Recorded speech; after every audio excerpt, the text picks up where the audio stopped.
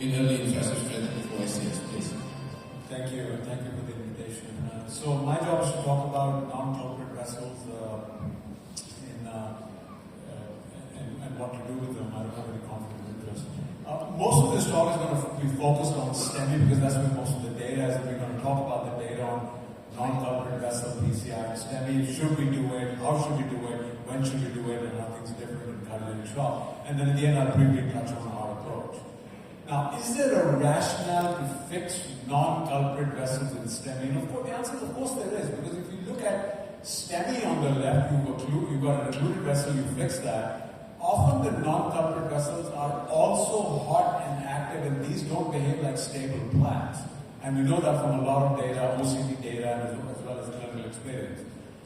But is there a rationale that opposes fixing doing multi-vessel PCI and STEMI? That's also, quite true. I mean, there's contrast load, there's drugs that not kicked in, you're talking about operator fatigue at 2 in the morning, and then if something goes wrong in the non-culprit, the patient can get very sick very, very quickly. So, what are the approaches to the non-culprit vessels in STEMI? There's one approach which is to fix the non-culprit right there and then, which is immediate PCI. Then there's early stage PCI, which is fixing the non-culprit before discharge. And then late stage PCI, which means you send them home and bring them back in 2 to 4 weeks. And then the old-fashioned way, some of you are old enough to remember that we would not do anything, we would send them home, do a stress test, and fix the non-culprit if they were symptomatic or they failed a stress test. And so up to the early 2000s, the recommendations from the guidelines were in primary PCI, only fix the culprit unless it's cardiogenic shock, in which case you fix the non-culprit also. And things have changed dramatically, 180 degrees since then. And in those days, the recommendations for the non-culprit vessel were to do a stress test later and fix it. And so what has changed since then has been a lot of data that's come up to answer the question that should be, instead of a conservative approach, which is do a stress test and then fix it if you need to, should we just be more aggressive and fix the non-culprit vessels early? And this is the data set, which is extensive, starting from 2013, the primary trial, going as recently as 2024, the full REVAS trial. And you can see that the sort of age group that's been studied is in between the 60s and the 80s, so older patients, younger patients. The endpoints have been more or less the same, death, MI, revascularization, with intervening in the same setting in some cases and doing it at a later time in other settings.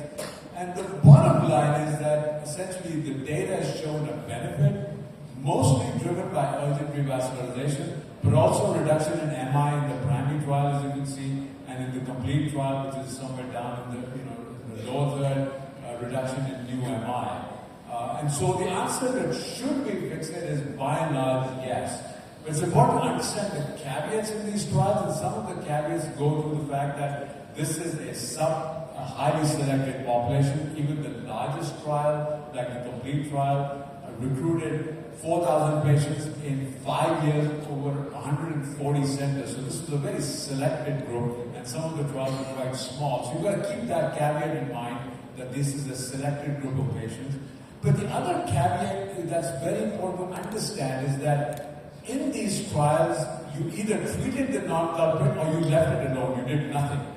And if you go back, some of you were old enough to remember that in those days we would do a stress test. And there was no stress testing was allowed for the non-culprits. And so the ideal trial would have been to have one arm that was ischemia guided. In other words, the non-culprits you subject them to ischemia testing and then treat them if necessary. And had you done that, I think the trials would have been negative, quite honestly, I do believe so. But that's sort of a caveat in these trials that you've got to keep in mind when you're looking at these trials. And of course the endpoints, most of the endpoints are urgent revascularization, although at least a couple of the trials did reduce MI, so there is some hardness to the endpoints also. So nonetheless, the answer is fix it. Now the next question is, how should you fix it? Should you fix it by just looking at the lesion and angiopatient, or should you use physiology? In other words, should you look and fix the non-culprit lesion, or should you test the non-culprit lesion with physiology? The earlier trials basically had some trials where they used physiology, compare acute is one of them. We were part of that, and then some of the others. But it was not mandated, and these trials basically either looked and fixed or tested and fixed, but they did not compare looking versus testing. That was not part of these earlier trials. That was studied in the in the Flower MI trial. STEMI patients randomized for the non-culprit to FFR guided or angio guided, and in Flower MI, the result was interesting, where it basically said that FFR guided was not better than angio guided. And people were worried, saying that this is a negative trial, but actually the way I look at this trial is that glass half full, half empty, FFR guided therapy where you did less PCI was as good as just going ahead and fixing everything. So I think that this was actually a pretty good trial. You move forward and then another trial, the Frame AMI trial, against STEMI or non-STEMI, so pure ACS, FFR guided versus angio guided, showed that actually over a 3.5 year follow-up, FFR guided PCI was actually quite superior to angio guided.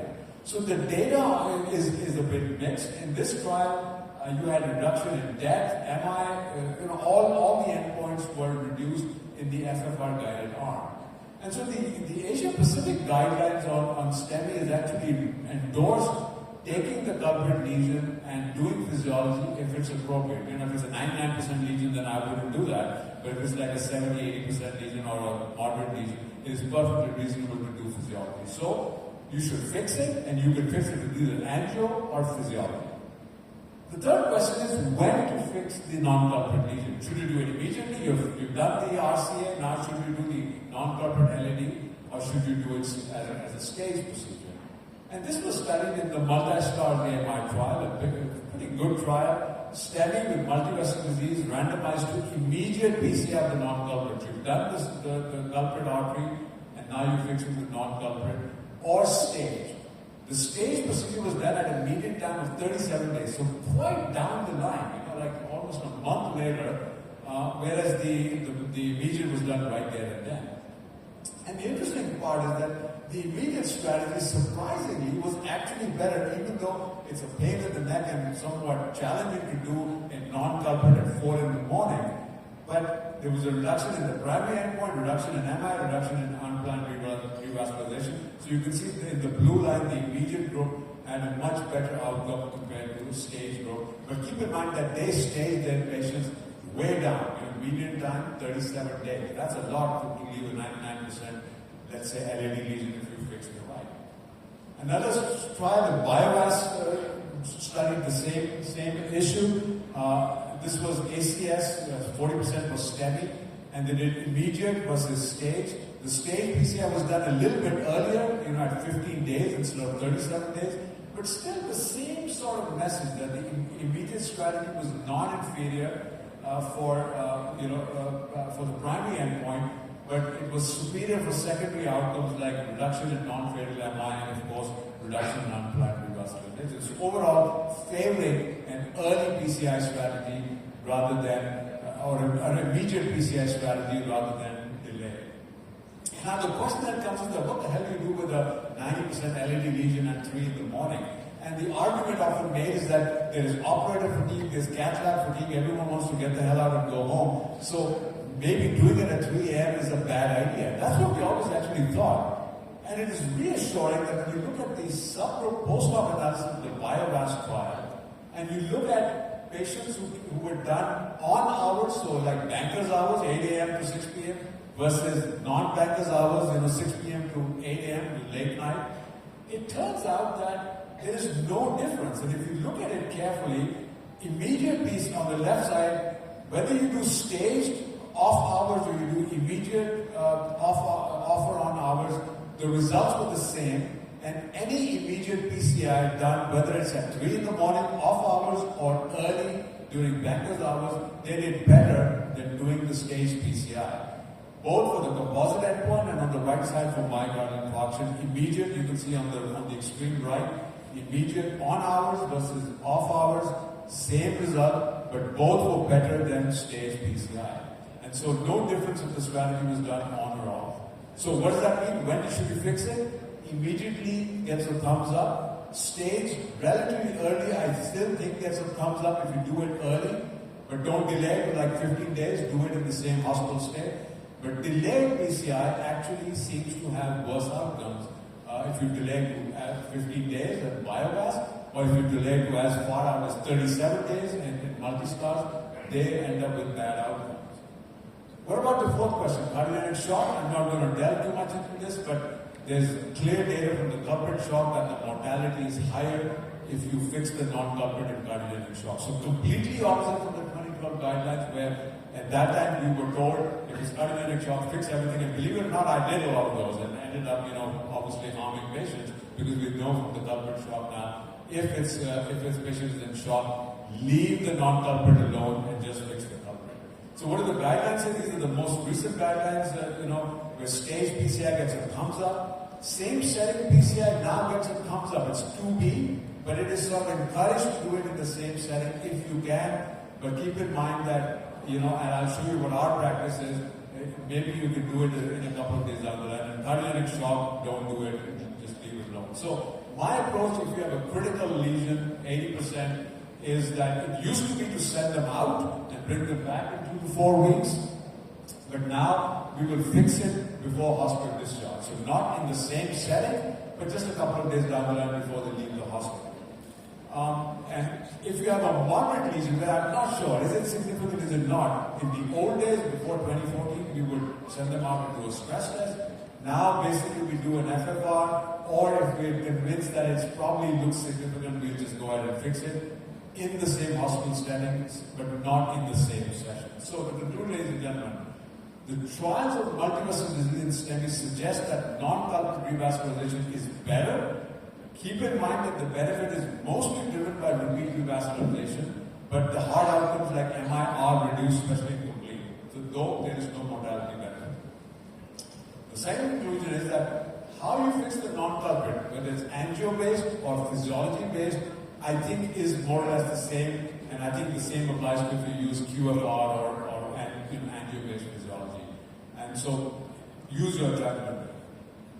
Third, when you fix the non-culprit, the data supports doing it early. Actually, at the time of the index PCI, but I think it is probably just as good to do it a couple of days later. I think it's easier, it's safer. But too much delay, looking at 2 weeks or 37 days, is a bad idea, and you shouldn't do that. And finally, for cardiogenic shock, stay away from the non-culprit. Do that later on at a stage PCI when things are more stable. And finally, for non-ST, most of the same principles do apply. The data set for non-STEMI is quite limited as far as the non-culprit vessel is concerned, and so I didn't go into it, but the gist of the data is more or less the same for non-STEMI, where often you don't even know what the culprit is. So I think fixing all the vessels in non-STEMI is a very, very good idea. Ladies and gentlemen, thank you very much.